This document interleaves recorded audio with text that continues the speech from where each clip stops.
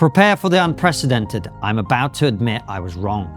For years, I've celebrated the rise of new media and its impact on our ability to seek truth, challenge false narratives peddled by legacy institutions, and transform the way we conduct our public debate. The rationale behind my thought process seemed solid. After all, the medium is the message.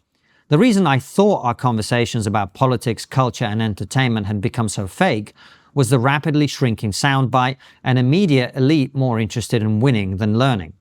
Journalism, academia, and politics merged into a monoculture whose consensus rested primarily on the vigorous inhalation of gases emanating from their own backsides into which they'd firmly inserted their heads. "I don't know anyone who voted for Trump," was their mantra. Far from being a confession of ignorance and a lack of perspective, this phrase was uttered with pride at dinner parties to signal membership of the elite class.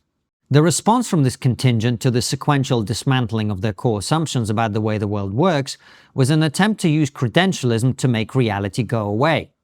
"Experts think vaccinating newborns against COVID is essential. Now pipe down, mask up, and follow the science." TM.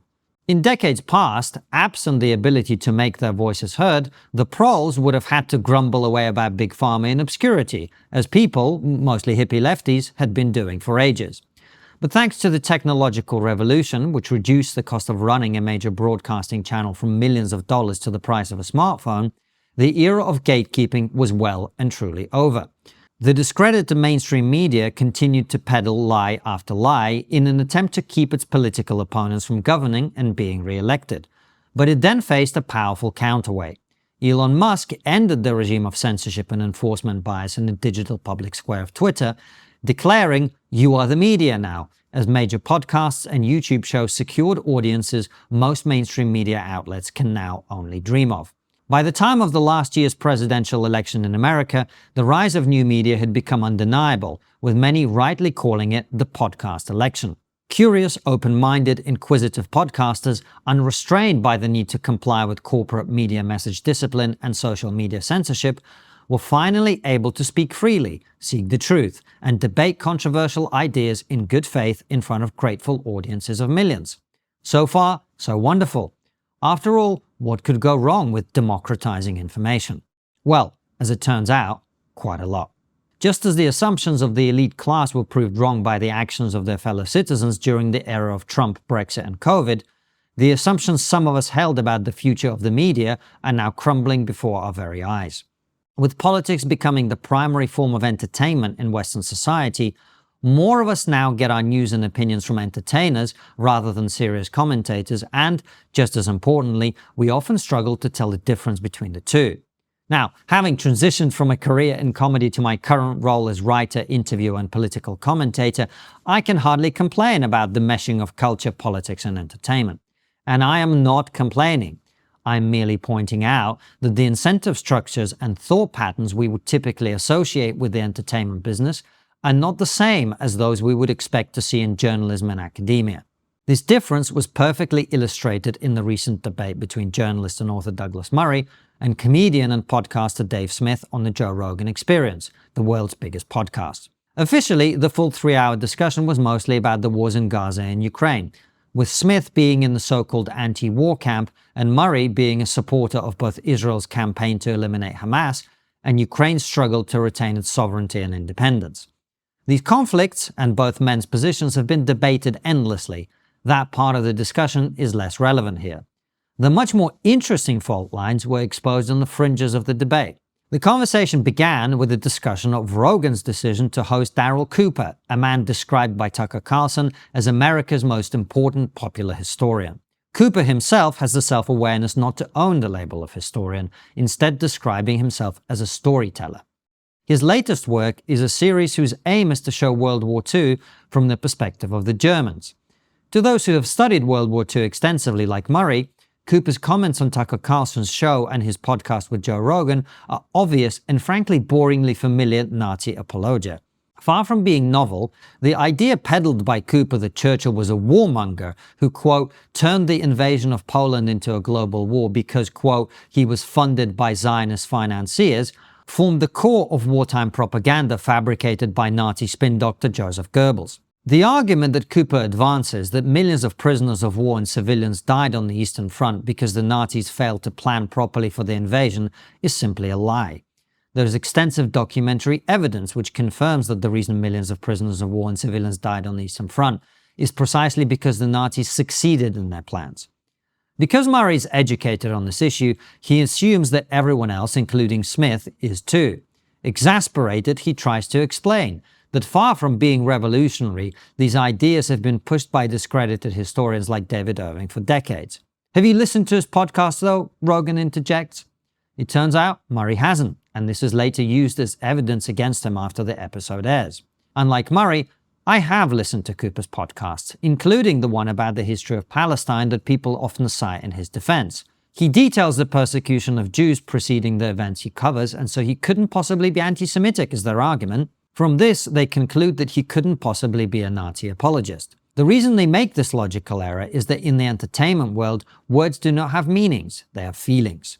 And thanks to the woke left's misuse of the word Nazi for the last decade, in Podcastistan, the term is not a descriptive label, but a vague, meaningless insult used to cancel people. Unlike his opponents, Murray clearly understands that the term Nazi apologist has a defined meaning. And the fact that most Nazi apologists are anti-Semitic does not mean you have to be anti-Semitic to fit the description. The Grok definition of a Nazi apologist is someone who defends, justifies, or minimizes the actions, ideology, or atrocities committed by the Nazi regime, often by excusing Nazi policies or promoting revisionist narratives that distort historical facts.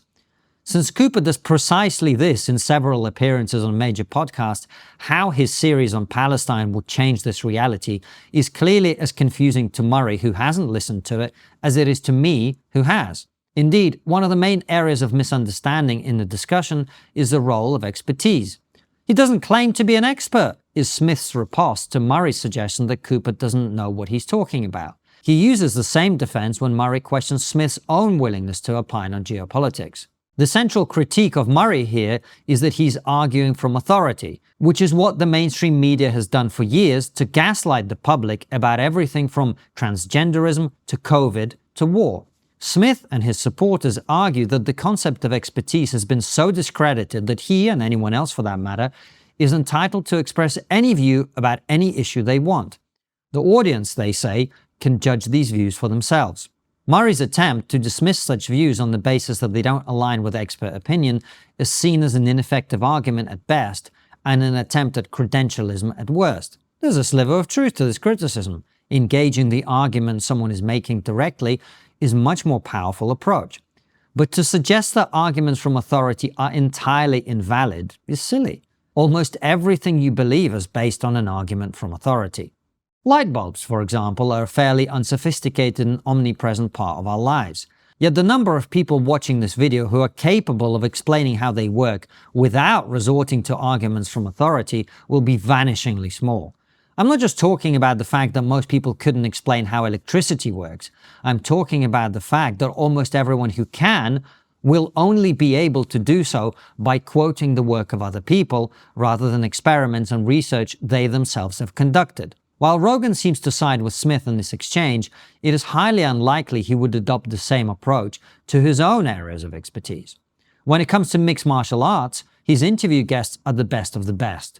The dazzling array of UFC champions, top MMA coaches, respected trainers, and other experts does not appear to include comedian Dave Smith. There's a popular clip on the Jerry YouTube channel in which Smith breaks down why Vladimir Putin invaded Ukraine. I was unable to find one of him breaking down Brazilian jiu-jitsu moves, despite Smith possessing a similar level of expertise on both subjects. Smith and Rogan are irked when Murray expresses his befuddlement that Smith has become a prominent voice in the debate about Israel and Palestine without ever having visited the Middle East.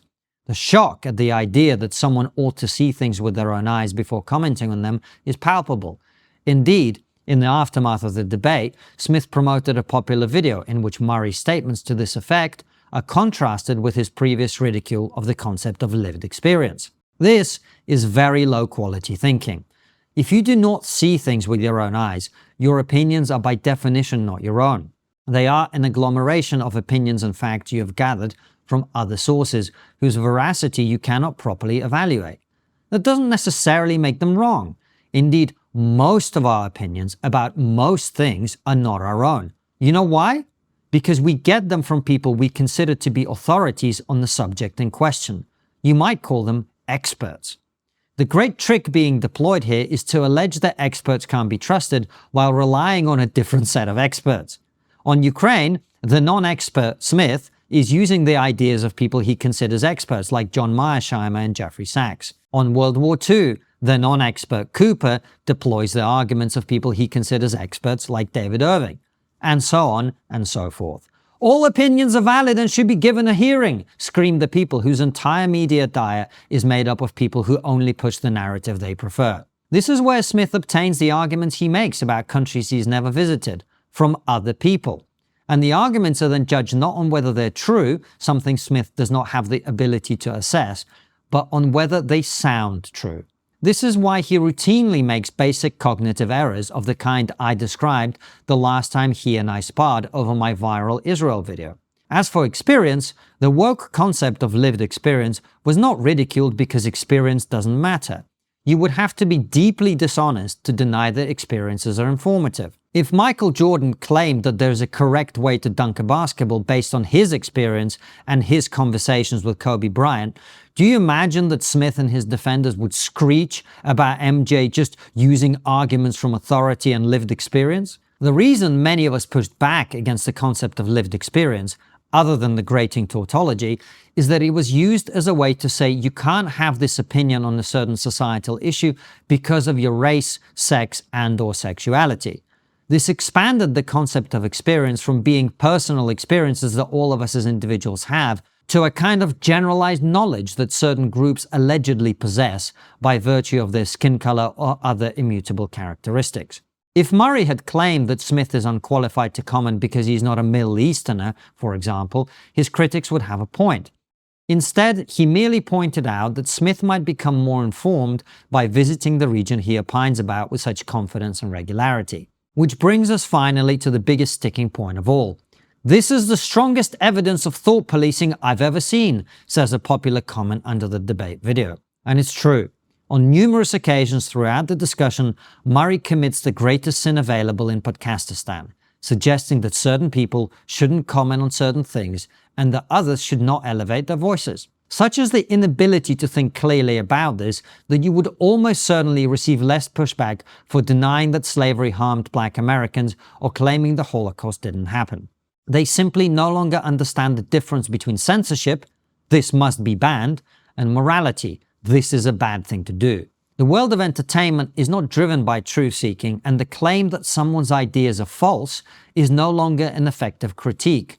Podcastistan is a place where people scold the mainstream media for failing to live up to their standards on honesty and accuracy while having none of their own. Cooper is a case in point. Even among his defenders, few claim that what he's saying is actually true. That's not why they like Cooper. They like him because he ticks every one of the 5 boxes on the new media checklist. 1. Transgression. Since the new media positions itself as a challenge to the mainstream, it rewards, above all, ideas that are transgressive. In an environment where the truth is often met with outrage, saying something controversial is easily confused with saying something true. If the libs are upset it must be true is a poor heuristic for understanding the world, but it is what often passes for thinking in Podcastistan. 2. Charisma. Cooper is charismatic. All media, but new media especially, over-indexes charisma. And that is because charisma and authenticity are not disconnected. People who say what they truly think are typically more charismatic than those who filter and obfuscate. But just because someone says what they truly think does not mean that what they truly think is true. 3. Conspiracy. Cooper's ideas are conspiratorial. A key element of the new media worldview is that you're constantly being lied to by the mainstream institutions. It's extremely helpful to proponents of this perspective that you are in fact frequently lied to by mainstream institutions. In this context, ideas which appear to expose a hidden truth always have more appeal. 4. Entertainment value. Cooper's podcasts are entertaining. In a world where culture, politics, history, and pretty much everything else is a form of entertainment, entertaining ideas that are wrong appeal more than boring ideas that are true. And 5. Political alignment. As I've explained previously, Cooper's ideas about the past are popular because they serve a specific political purpose right here in the present. The incomprehension that Smith and his supporters exhibit at the notion that we ought not to amplify bad ideas, and that we do not owe those who insist on uttering them access to our audiences, is, I imagine, exactly the sort of incomprehension that a fast food or big pharma executive would exhibit at the suggestion that selling unhealthy food or addictive drugs is a bad thing to do.